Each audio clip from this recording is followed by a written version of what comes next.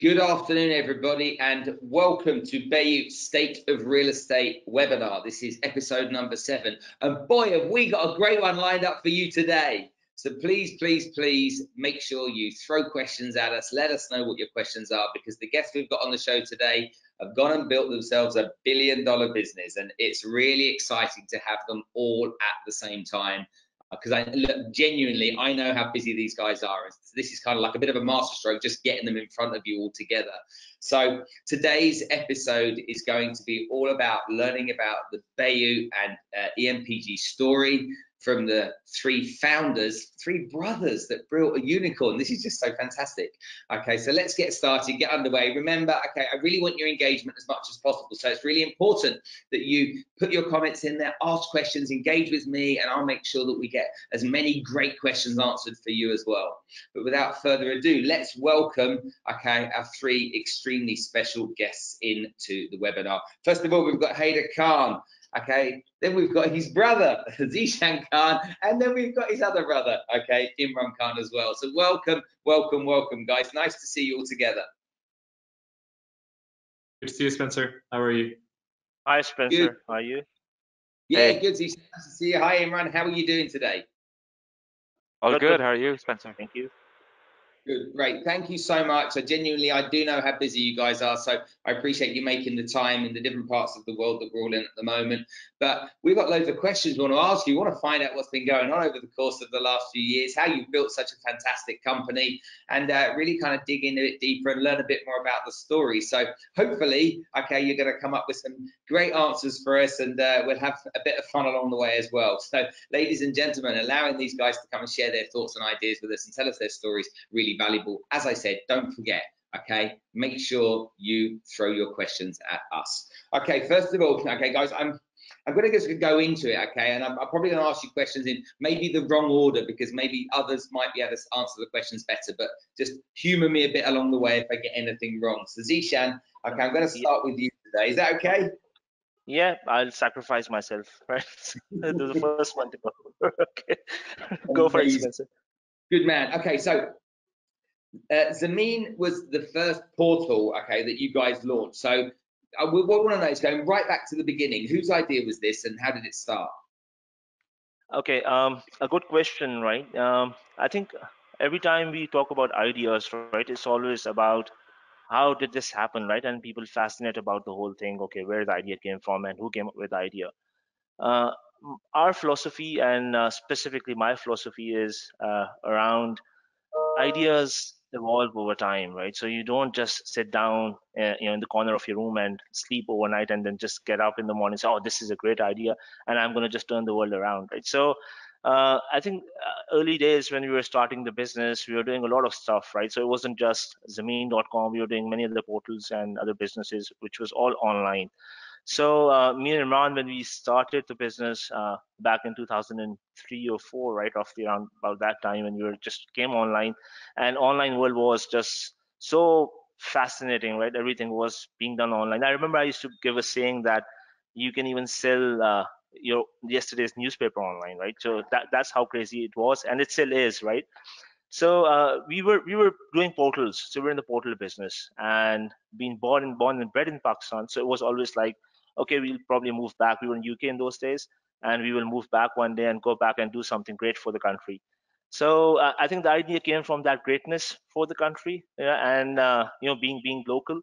And then when we came back, we it was property is in I would say in everyone's blood in Pakistan, right? That's where Zameen.com came from, because property is more like an investment product. So you actually invest in property, and then you sell your property and get your children married off, right? Or you probably, put your savings in property for the long run.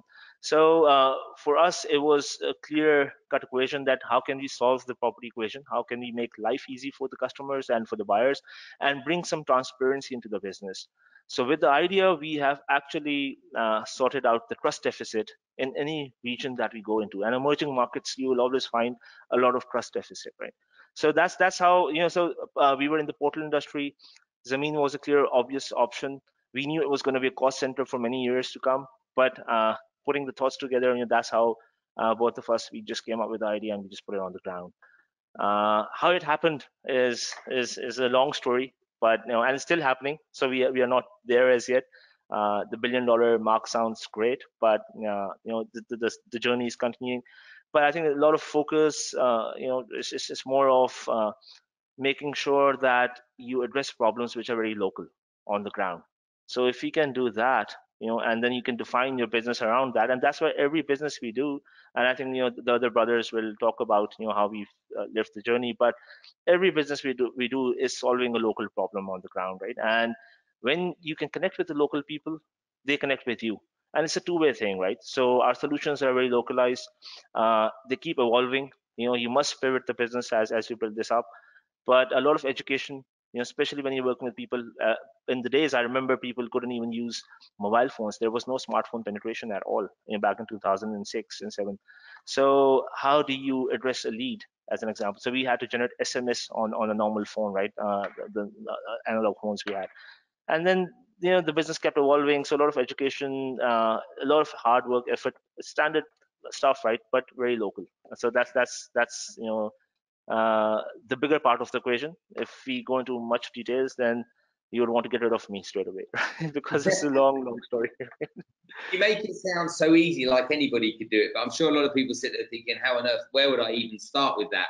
But I suppose sometimes the best businesses and the greatest businesses start with really actually simple ideas and problems that are there, and how can we go and solve those problems? So maybe it isn't as difficult as people may think it is. Let's just talk about Bayut for a minute, Haider. Sure. I think you were talking to me yesterday. Was it the end of 2007, beginning of 2008, when everything started off with Bayut? And what made you actively kind of decide to start working on it 6 years later? Why was that? How did this come about? Because Bayut wasn't the first business, was it? Yeah, I need to solve this. Yes, let me solve this light problem first. Waving at your fans. You still look good, Heather. Don't worry. No, so I think Bayut was launched not. Imran and I were having a chat. What's the exact date? Is it 2007? Is it 2008? But we'll save that chat for another day. The point was that Bayut was launched at the same, not too long after Zameen was launched. Zameen was launched in 2006. And again, more of as as Zishan said, there's a lot of portals, and it was just one of the portals that was out there, and in different industries and different areas.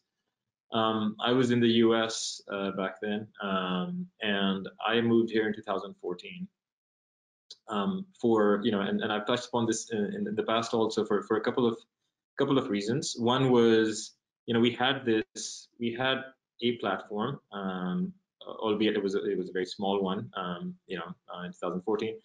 And the other thing was, so what do we do with that? So we as brothers talked about it. What do we do with this asset? And the second thing was, I also, I grew up in the East, as a child. Most of my adulthood is in the West, and wanted to come back to my roots as well, and then be closer to Zishan, Imran, and other family as well. So it's a combination of those two things. But once I got here, I mean, there was a clear opportunity to build something that was truly valuable, and I think the approach, as Zishan pointed out, is always has to be a local one. There are local challenges. So for Dubai, the model that works over here is similar to the West.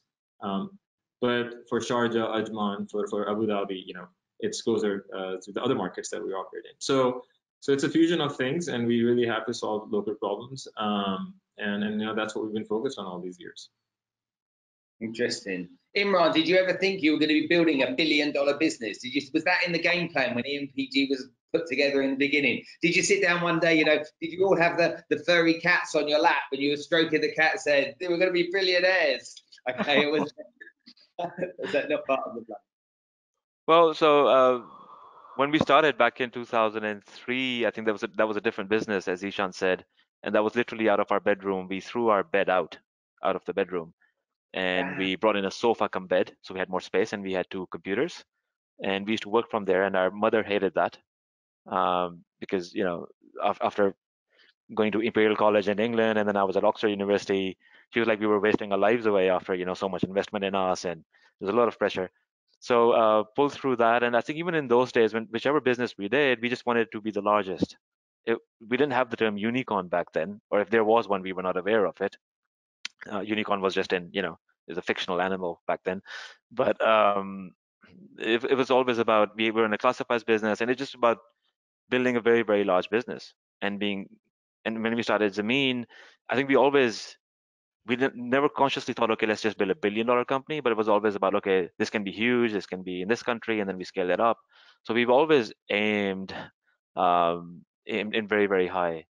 And on the day-to-day basis, it's about getting things done. It's a lot of hard work. So it's not about every day, we're not consciously thinking, hey, let's just go to that milestone and get to that milestone. Every day is about solving challenges, solving local problems, solving daily problems, some firefighting, obviously. So, Yeah. I used to visit from the US. I used to come to London. Zishan and Ron were based in London. This is these early days, 2003, 2004, and used to live in the Northolt area. And I would come, and I still remember that room which had that sofa come bed, and I would see Zishan and they're sleeping over there on the floor, getting up, like, so they pretty much live their lives in that room. So although there was the rest of the house available, but it does take a lot of hard work. And it's if you kind of have to, you have to aim big, and you have to give it all you have. And then the journey is just fascinating, right? The doors that open up, that as you go through them, new doors open up that you hadn't even seen or hadn't even thought of. Unicorn, is just kind of, people put that number or that fictional animal on something, so it's not a measure in any way of. I'm not waving my hand for people, but it's just to get the light on. It's really to get it's really it's just an indication of what you've achieved, but there's so much that actually goes into it and still continues to go into it for the long run. Yeah. Absolutely. Sorry, Juan. Yeah. You obviously remember the sofa bed, yeah? Yeah, I remember the carpet and the sofa, right, and the bugs in there as well, right? So, but yeah, I specifically remember, right? We were working, so the computer at the office was set up in the room, right? So we'd probably be working in the room, get off the chair, there was no sleeping time, so no clock as such, probably doing a stretch of 16 hours, 18 hours, then get off and just lie on. You couldn't stay up, right? So you probably start sleeping on your chair, and then you just fell off onto the rug, right, and just sleep over there, get up after 2 hours or 3 hours or 4 hours and back to the station. And there's so many ideas. We say that you get best of the ideas when you're alone at home sleeping in the night, or when you're actually in the bathroom, right? So that's how it works typically with most people, right? And and those ideas, so when you're so you probably, I remember we probably get 2 or 3 4 hours sleep and couldn't sleep because the mind was just in a hyperdrive, right? Just thinking, okay, this is what I need to do, this one, there's so many challenges to solve, right? But I think one important point to mention here is that in the journey, you learn from your mistakes, right? But it's just realizing that when you've made a mistake. And the important message is that uh, you should seek advice, no matter how much intelligent you think you are. It's just always good to talk to people and figure out, right? So we're all engineers, right? So sales, for me, for sure, and for all of us, I guess, I think they will second that. Sales don't come to us very naturally, right? It's just like, it's not something we're born with. And when you learn, when you listen to people, and solving problems, and you say, okay, this is, yes, scientifically I can look through this, I can calculate it, but then when I have to put it onto the ground and put in practice, right, that's where you probably need to pick up all the good pieces out there. But yes, it's been a fascinating journey, and as I said, it's still happening, right? So as Imran and Heather said, it's a $1 billion number, but for us the numbers are the business plan numbers, and we just focused on achieving those numbers, pre-corona, post-corona, whatever it may be. If there's war or whatever it is, right, you just don't let your numbers down. Interesting. I think, I can't remember which one of you told me the story about, anyone would assume the three of you, you've obviously got great university educations, because I know where most of you went to uni. Anyone would assume that you were born with a silver spoon in your mouth and you had it easy. But I think, Haida, you told me that, you know, was your dad a policeman? Is that correct? So our dad was in the army. He was an army officer. Yeah. But you There's know, only a stick in our mouth, no spoon. Go ahead, sorry. you know, I think we had a very good childhood. You know, very close with each other. We used to fight a lot when we were kids.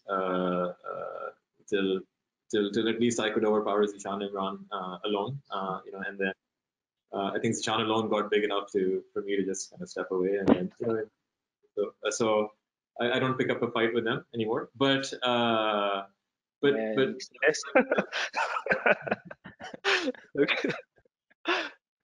yeah, look, we have always understood from the early days. Our dad worked very hard for what he achieved in life. You know, and that's the only thing that we've known all of our lives, which is there's no substitute for hard work. You know, you could be born intelligent. You could, you know, some people are more intelligent, but I've seen some of the brightest minds not do well.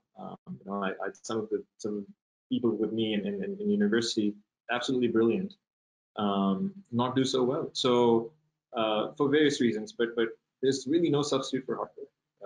You know, and what you put in is what you get out. It's just. Isn't that the message of anyone that's created a really successful business like you guys have?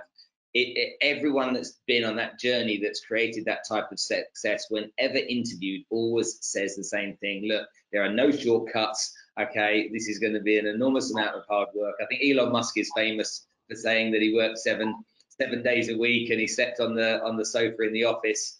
And so everyone says the same thing. So there must be some truth in that. You know, there must genuinely be that. Imran, do you remember out of the three of you, have you all equally worked as hard, or have you been more of a hustler than the others? Tell me about the personalities a little bit.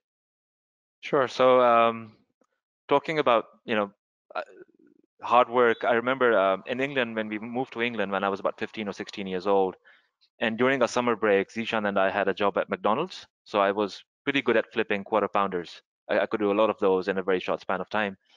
And even then, we just work hard at McDonald's, right? We would be the fastest burger making machines in there, Zishan and I. I think he was on Big Macs for a long time. And and then I remember one night there was just two of us in the kitchen because the other people called in sick, or maybe it was a party night or whatever. But we managed the whole kitchen.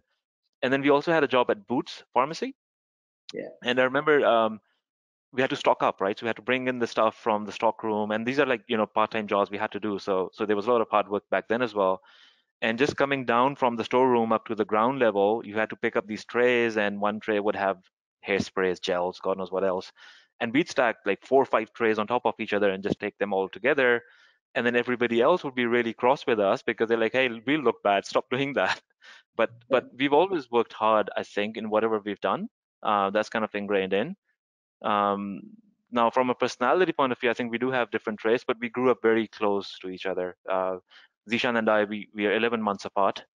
I'm the younger one because, you know, people always get that wrong, and then I don't like that when they get it wrong. I'm just kidding, but it's so we grew up like twins pretty much.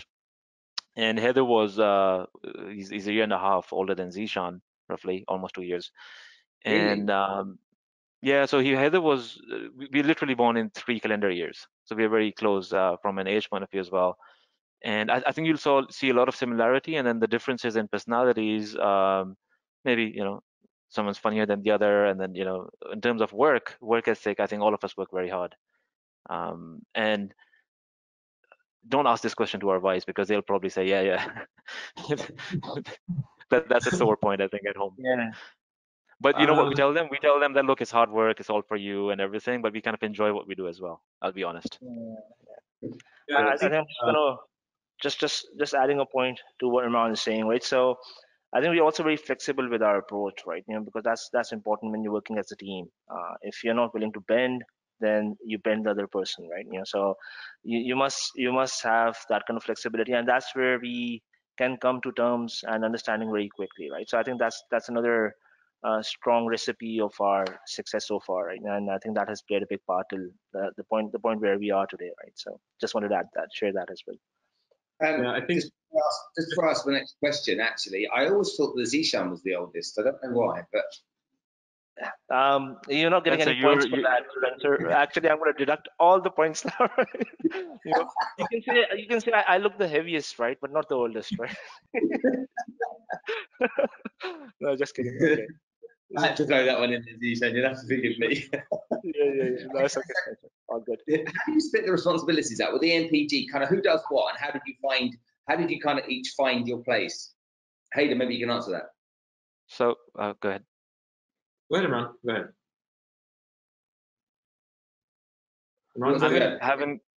Sure. I was just going to say, I remember with when Heather hadn't joined us, and as Ishan said, we were engineers, so we were very product driven. And then there came a day when we had to figure out who's going to do sales and build a field sales team.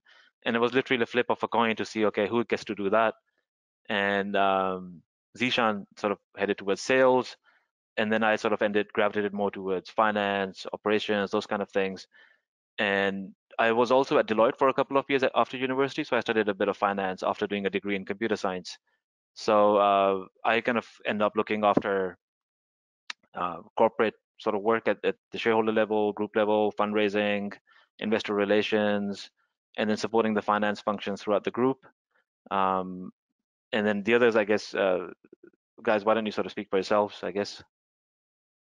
Yeah. What do you do? So the way it's now currently it's split up is that I am looking over all the MENA assets. So it's Bayut over here, the visible, it's the OLX assets in Egypt, Lebanon, and then we have Mobile Web, which Kevin and Tony are running and doing a fantastic job. And we have we're close to over 5,000 people in the overall EMPG business, and a good chunk of that is in Pakistan. That's where we are furthest ahead in terms of the just journey of the portal itself, and that's Zishan is overseeing that, and Imran is overseeing a lot of the Asian operations, so South Asia or Far East, so this is relatively new because we've made a few announcements just in the recent couple of weeks. Having said that, we all work so closely that there are no boundaries. One speaks for all, and I literally mean it in that sense. I have absolutely no. There have been instances where Imran has spoken for everybody, Zishan can speak for everybody, or spoken for everybody. Imran can speak for the three of us. And that's the level of trust we have amongst each other. Okay, let's talk about fundraising. Imran said that you kind of had the lead on that. Do you remember the first time the three of you sat down and worked out you were going to raise money, and what that was like? Was it scary? Was it exciting? Did you get lots of rejection? What was the journey like? Oh, so initially we had, to be honest with you, no idea what to do. So Jenny started from that point, and that was the first larger round we did. Was the work started in 2014, and I remember all of us obviously contributed, but then I did a roadshow. I think Heather also was on the roadshow with me. We literally sent a lot of emails out, conferences. We had no shame in messaging people, trying to meet them. And even if the people clearly said that they didn't have anything to do with the Middle East or Pakistan or Asia as a whole, they were very focused on Europe or the US, we still go and meet them. And we must have met about between 100 to 150 different funds and VCs, and pitched to them or just took advice. If they said, hey, we're not interested in your geography, just had a 20-minute chat, right? And just spoke about what do they want in an investment, what do they seek for, what sort of returns do they want. And out of those 150, not even single one of them invested. No one, zero, right? And what did happen, however, after that was, with all these people knowing us and having met us, people who were looking at this region, they started hearing about us from this group of 150. And we had incoming requests after quite a few months, and people coming in, talking to us, trying to understand what we're trying to do. And these were people who were investing in the region, or let's say in the public markets, not the private ones at least. And that opened up our network. So just going out, meeting a lot of people, getting the word out. And I think we also suffered generally back then, the geographies we were in, back then we were in Dubai and UAE and Pakistan, and a lot of money wasn't flowing into these two countries. And I think we also struggled with that as well for a very long time. So that was a very different landscape and ecosystem back then as compared to today. So lots of rejections, probably 150 odd, but nothing went to waste really. I think every single person we met, that did add some value to the process. So the other thing, I think, if I can say anything, just reach out to people, talk to them, um, go to conferences. At these conferences, one can meet 30, 40 investors within a couple of days. So it's a bit like speed dating.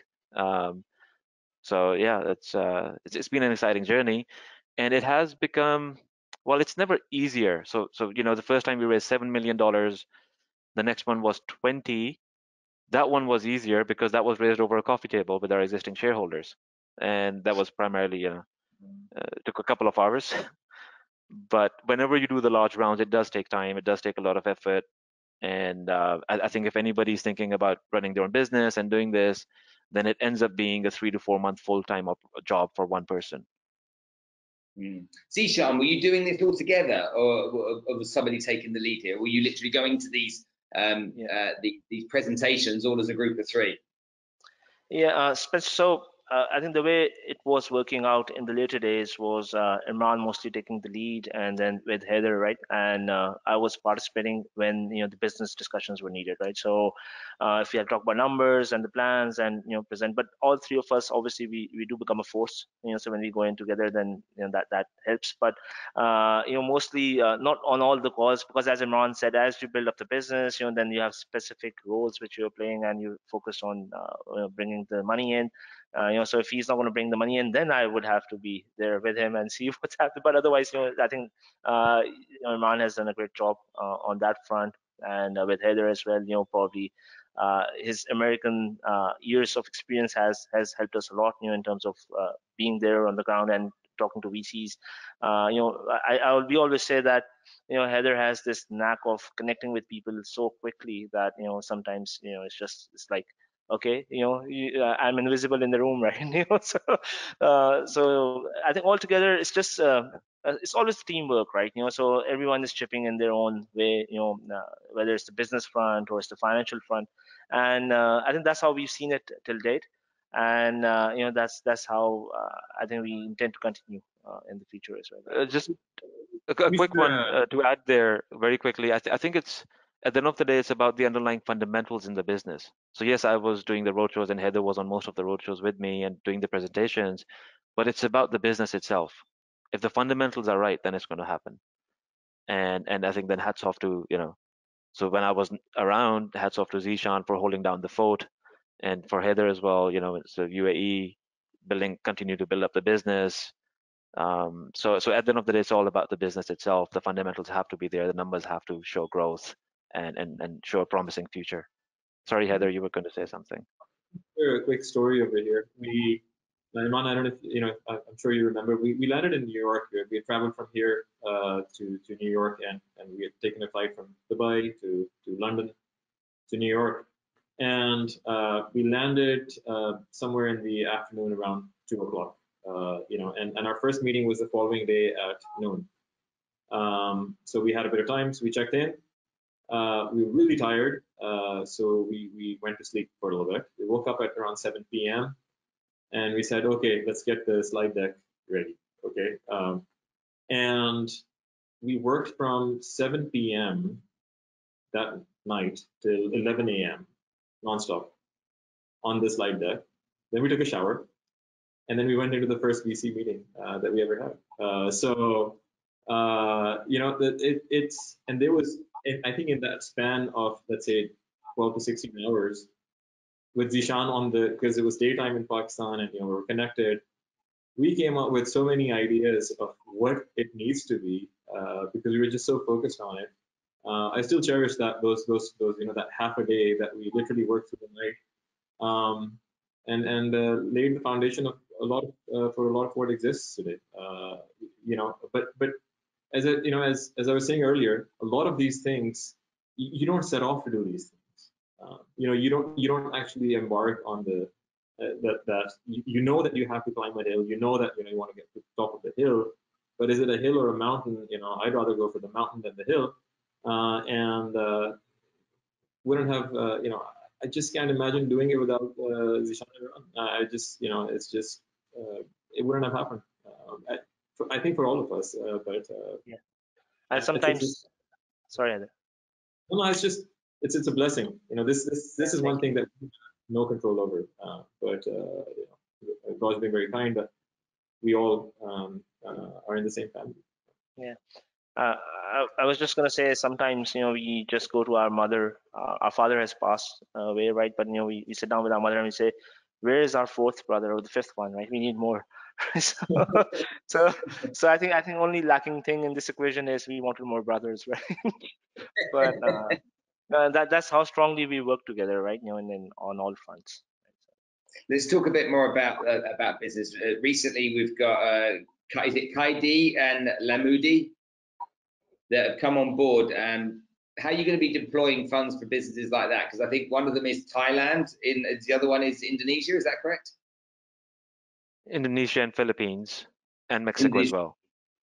And Mexico as well. Okay, fine, excellent stuff. So you've got those businesses. They've come to the fore recently and become part of the group. So what are the plans with those businesses? So I think as a group, we have a lot of synergies because the tech platform is more or less centralized. We have multiple tech platforms, and there are lots of synergies. And I think there's a lot to learn from those businesses, and then there's a lot to add to those businesses from what we have learned in our or let's say our older geographies where we've been there for quite a while. The move into those markets was primarily driven by the opportunity size of those markets. These are very large transactional real estate, cars, auto markets. And what we saw there was the lay of the land, the real estate agencies, the way they operate, that's very much close to the markets where we are accustomed to sort of developing these business models. And it's kind of more or less our playbook, which we feel needs to be rolled out. The businesses have been around for quite a while. They've done a fantastic job. They've built a good brand. So these are not new businesses where we're entering organically and building something from ground up. So there will be a lot of contribution in terms of technology, knowledge, in terms of sales, HR, recruitment processes, training, investing in people. And obviously these businesses, we do plan to invest in these businesses over the years because we think there's a lot more to achieve in these markets. Okay, interesting. Now, while we're on the subject of that, one of our participants, attendees that's with us today, wants to know how you got into Bangladesh. What was the reason for going into Bangladesh? Who led that? Talk about it, and Nishan, feel free to jump in anytime. So if I talk about the original idea, and I refer to that night that we spent putting together the slide deck.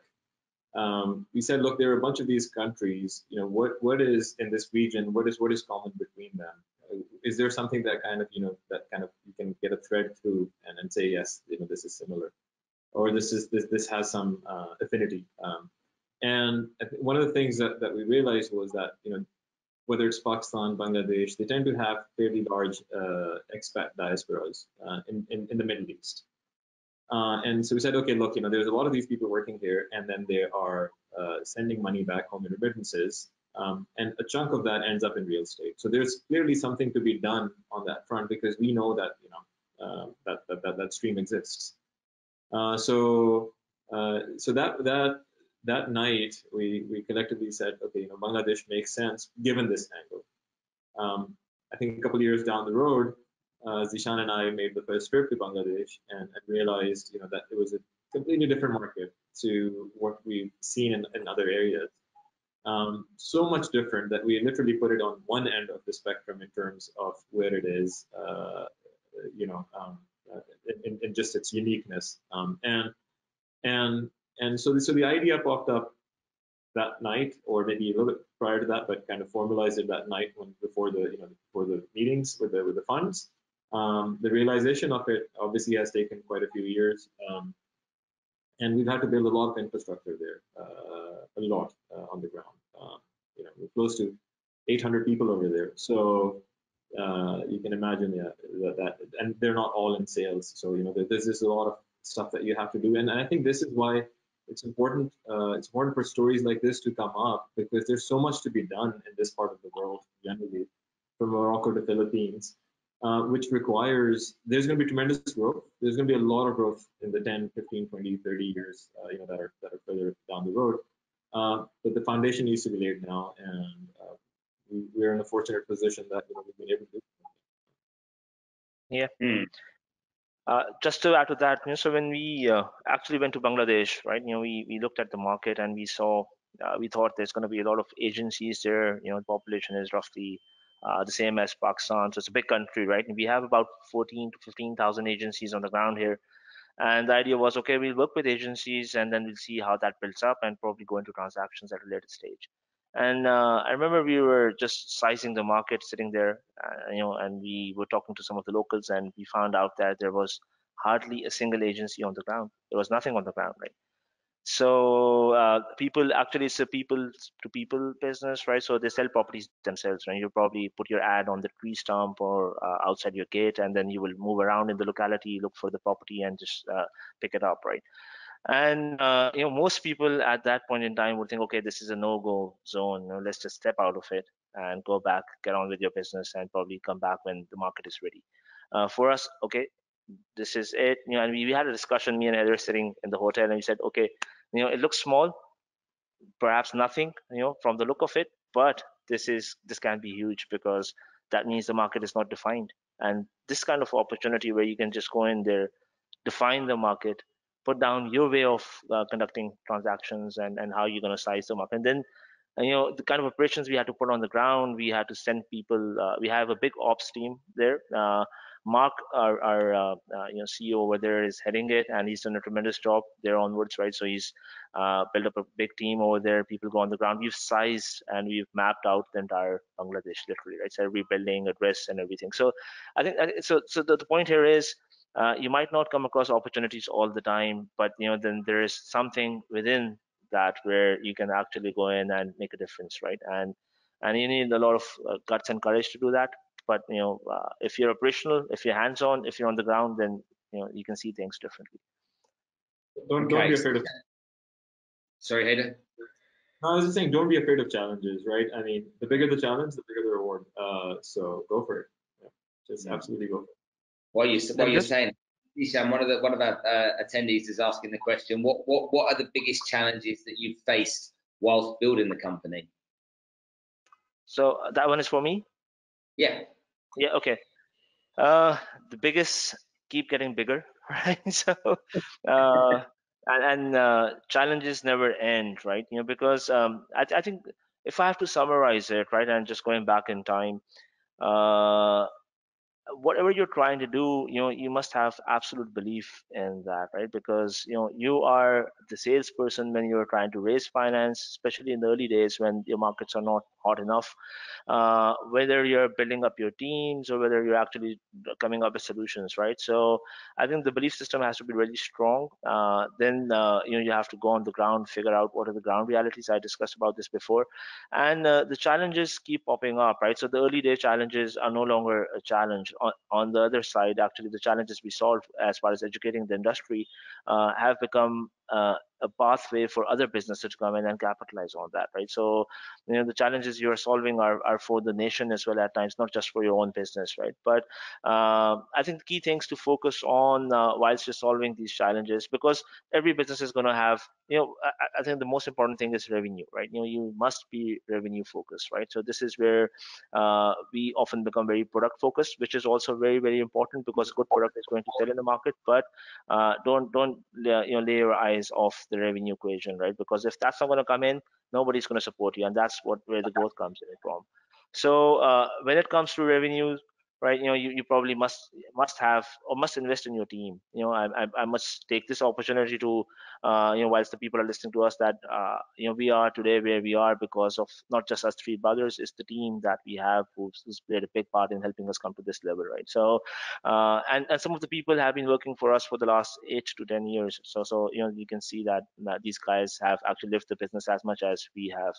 And if you can have second layer or the third layer, and you can keep building up these layers, then eventually the problems are getting solved, right? So challenges are going to be numerous. Is how you solve them. That's where the focus should be, right? And that's through people, right? Simple as that. That's through people with a good product and having the right strategy, and then listening to your people as well, right? Because I think one of the things I've seen lacking in general is we share the vision with, at a given time you can talk to 10 or 15 people. That's how many people I would be working with, and so is Imran and Heather. And when you share that vision with the people, it doesn't trickle down, and that becomes a big problem. And if it's not trickling down and going to the bottom, right, even to your office boy, he should have an idea. Okay, how much sales are we doing, right? I'm not sure that, otherwise he's going to ask for high salary. I'm not saying that he should have an exact idea, but a sense of the business, right? And if you have the sense of the business, right, and you're living the vision, then comes the loyalty and going and making it big, right? So yes, we need to reward our staff, but they are rewarding you back equally, right? So I think the vision is the most important thing, and then building it into smaller milestones, right? So if you have a business plan, one big business plan is not going to help you build the business. So you need to probably piece it out, right, and give smaller pieces to each team and make them understand the bigger equation. I think the challenge we faced in early days was when we were building up the sales teams. They're doing sales, so they understand that, right? So that's that comes to them naturally.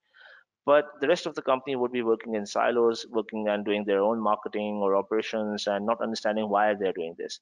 So solving that why is very important. And once you solve that, and they know that they're going towards the same goal, which is getting higher revenues and obviously adding value into the business by building up a better product, then things start falling in place, right?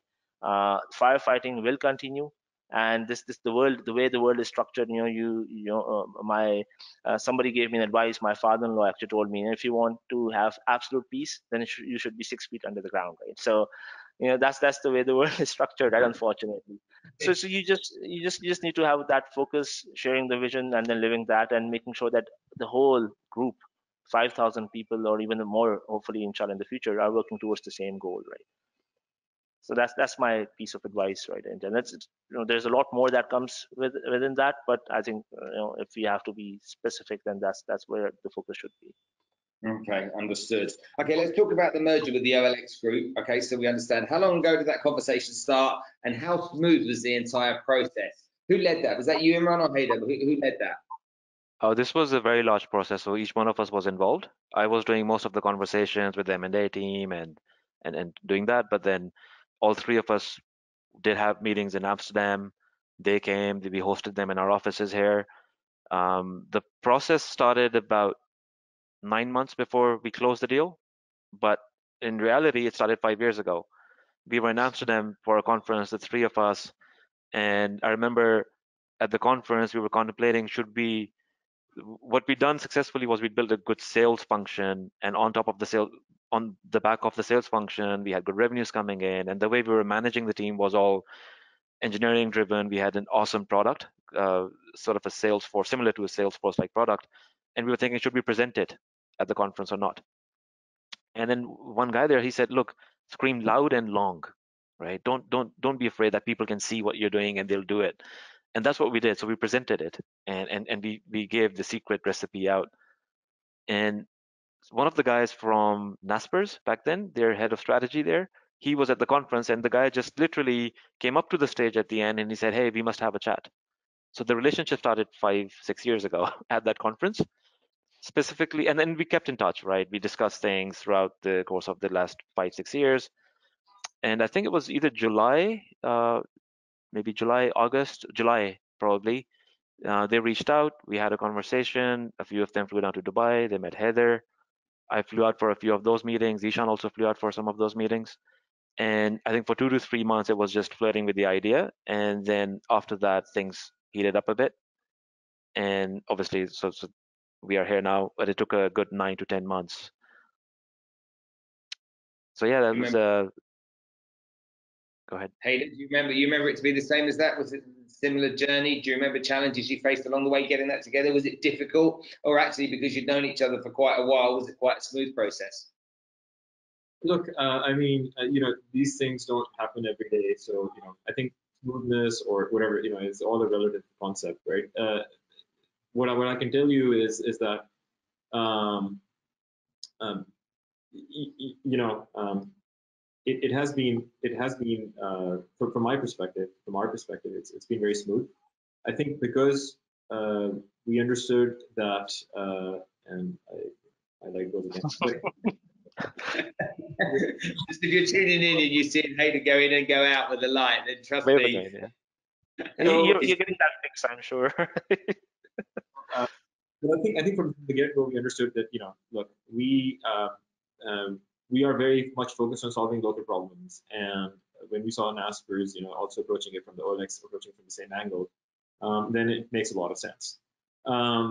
We like to move on things fast. They're big believers on people also moving fast. So then when those things align, the rest kind of gets just sorted out on its own. These things, because something of this size just generally just takes some time. We have multiple assets. There were multiple assets on the other side, and if they're going to come together, you kind of have to look at what it is and go through that process. Unfortunately, we ended up in this COVID situation, but this has this didn't have any impact on how we've gone through the process. We would have still closed on the same date roundabout, and yeah, and these processes do take time. So it's been a good and smooth process from my perspective. When you think about it, bringing a company like Dubizzle and Bayut, for example, together here in the UAE, there'll be lots of people wondering how that can come together, where there's an overlap and stuff. So how do you bring those two types of businesses together? Yes, there is, and so that's where you don't actually, I'm getting to meet a lot of the different people for the first time post the transaction, and then I'm actually in the Dubizzle office. And they're a wonderful bunch of people. So because there are certain things that you have to abide by, didn't get that opportunity to meet earlier. But and just my focus now is really looking forward and seeing what we can do together, and what we can build over here. Dubizzle is a big household brand, and has a lot of eyeballs and people using it for certain kind of things, and so we're going to focus on how we can improve those services. And Bayut is servicing on the property side, and has continued to grow and become market leader. So we're going to focus on continuing to build both of these businesses. And Zishan, when we look at the map that came out the other day of where you guys are literally, I couldn't keep up. I was trying to count them all out. It was just, I think it's as far north to Eastern Europe. You have, I think Romania was in there as well, and across to the Far East, across to Mexico as well. How do you ensure with all of these businesses that they can have the same kind of success that you've created in Pakistan and in the UAE? I think it will always boil down to the people who are managing these businesses on the ground, right? So we have a lot of learning. Been at it for the last 15, I think 20 years now, right? Literally, and the learnings cannot be applied perhaps 100% in the manner that they could be applied to one country, but you can pick up all the important points and then you can actually roll them out, right? So strategy. I think all of us have that on our fingertips, right? So we understand what kind of business needs to be rolled out, where these businesses have done a decent job, right, and where they stand. If we talk about, let's say as an example, if we talk about OLX Pakistan, right, so they have a lot of traffic, right, but traffic is not going to turn into revenue. And that's where, as I focused on in my early part of the discussion, that revenue is important, right? So we understand how to drive that, how to solve that problem.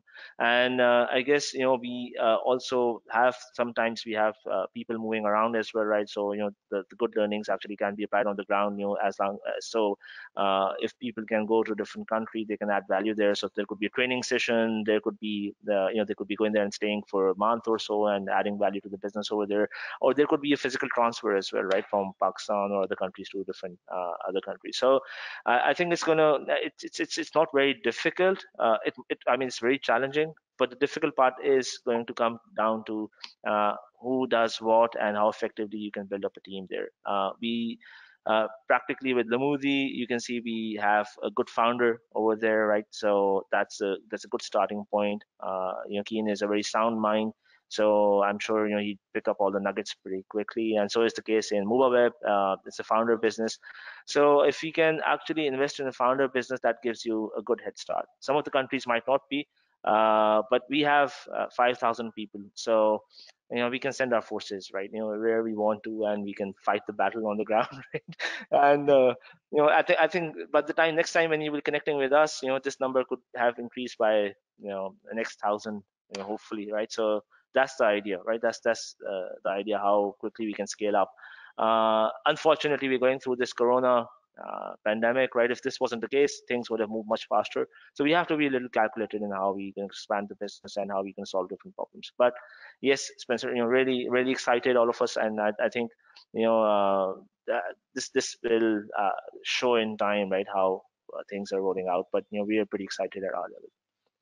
Yeah, I can see. Right, a couple of questions before we finish. Someone's hinted, Imran, I'll ask you this one. Someone's saying, if you got into Mexico, does that mean that's the stepping stone of going into the US and Canada? Never said never, but we have enough on the plate right now. So we are very focused on the markets we are in right now. We're not looking at, so as your last question, as Zishan answered, there's a lot to be done. And funny story here, when Zishan and I were in our early 20s, we're still in England, we started this business, then we moved into the UAE, set up a company there. And that the first company that was in wholesale classifieds, something like Alibaba. And we thought we could, grow it to be Alibaba as well, or bigger than Alibaba. That's the goal. That's what the objective was. But that business started doing really, really well for us, right? And we were, despite our parents or let's say family members' objections to us doing our own thing, not having a corporate job or wearing a suit and going to a bank or somewhere, which is also works for some people. That's fine. And what we did, we thought we could do a lot and we could do anything. I didn't say tie, I said a suit. So. But you look good, Spencer. I'm not sitting in underwear. let's make sure none of us stands up today, so that's fine. Okay, so what we did was, in the early days when we had success, I think young minds, lots of energy. We were not arrogant. We were never arrogant, and I think that's like something one should definitely stay away from, arrogance. But we thought we could really do everything. And then we had this idea, hey, we should have a gym, because we used to go to the gym back then, and we started a gym. And then we had this idea, hey, we should have an ice cream parlor. A friend wanted to do something, let's do that. And suddenly we had 10 different companies, and one of the companies had hundreds of websites. It was like directory-based business. So it had lots of websites, and nothing was working after a few years. And Zameen and Bayut, those were one of those ideas which were, I would say, educated guesses, and we knew what we were doing. But it wasn't that we were just praying and praying, but it was more about we couldn't focus, right? So we've been, and we learned that lesson in the early days. So one has to focus, and therefore I think we have enough on the plate right now. When you talk about the US and Mexico, as I said, you never know. Had you asked us the same question 12 months ago, we were again very, very focused on our market, but 12 months down the road, we are in quite a few other ones as well. Do you think, Haider, do you think the brands will all become one brand in the future? Would you think it would be one brand, or do you think there'll always have to be different ones because of the various countries and what words mean to people in those countries? Yeah, I think brands, I think you can, there are very few brands that kind of have reached global scale. You get a McDonald's or Coke, and the commodities, right? But when you're involved in the kind of areas that we're servicing, whether it's property, autos, or other goods and commodities. I think having that local affinity and having that local connection and it meaning something matters a lot. You invest a lot in building brands, so you don't necessarily just go and make a 90-degree shift and say, okay, now it's this. There has to be a reason for it, right? And since our problems are local ones in the markets that that we operate in, local brands make sense, right? So if to a person who is, for example, in Mexico, what does Bayut mean to that person? But exactly, right? So I think but if there's something that's more closer to their heart, that's local, and solving a local problem, that local brand should solve it, and then that should continue to exist. Really, it seems a bit pointless to kind of force things like that. Yeah, because if you think about it, people don't go to another country and buy a car from there, so there's not much cross-border pollination. Yeah, and absolutely. and people do move to a new country, they buy a car there when they move, but that's a very, very small portion of the whole thing. And then real estate, sure, people do, but again, that's a very small percentage, isn't it? Yeah, absolutely. Okay, last question I've got as we get to the end of the hour with all three of you. Maybe you can all answer this question. Okay, maybe you can all answer this question separately and differently. I thought a different answer.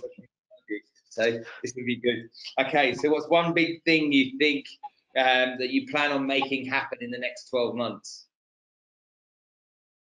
Are we starting with Spencer? I get to answer first, right?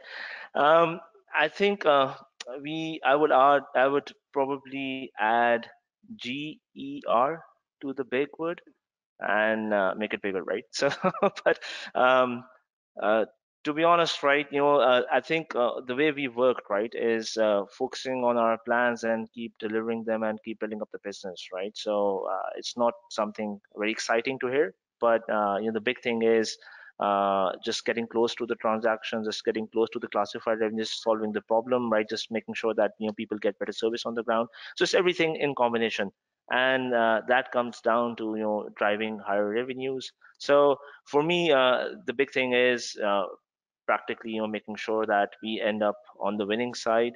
We make sure that our teams actually take equally big rewards when this happens, right? So that's the big thing for me. Okay, Imran. Yeah, just thinking about it, I think there's so much to do, as Ishan said, and so many big problems to solve. It's hard to name one, but if I have to really name one, I'd say, okay, can we add 10 great people, senior leaders, to the group within the next 12 months? And it would be an achievement. Just that number 10, I think that would be a good number to add. And I'm talking about, people who can lead and sort of, move things forward and have that passion and the energy to drive things and drive the growth and increase the family size in that sense. So yeah, that would be a good achievement for the group if we can get to that number. Nice. And but 10 might sound like a smaller number, but then I think it's a challenging task to have. Yeah, to find 10 great people isn't an easy task, but it's for any organization. So I think you're right. Hey, Dan. All right. Yeah. So given that Zishan and Imran have taken up all the options, no, I think I'll talk a little bit about locally. Obviously we've been building Bayut as a business over the last. I've been focused a lot on that over the last 6 years, and I'm going to continue to focus on that. But I also feel that there's tremendous opportunity with the Bizzle. I think for reasons that I don't think they're worth even going into, but there are certain aspects that have lacked in the past, and my goal and my intention is to work with the great team that we have over here to make sure that we really take it to the next level and make the Bizzle just literally so much more relevant. It already is very relevant, but to me there is no limit in terms of and what I mean by that is provide good service, provide solve some of the challenges that a business like the Bizzle can, because they're in that position to do. So a lot of my focus is going to be on that. And I completely agree and with Imran and Dishan as well that none of this is going to be possible without great people. We have some great people in the organization. It's time for people to step up. It's time for people to really embrace the challenge. These challenges are very big ones. They're not short challenges. They're not 2-year challenges, 3-year challenges.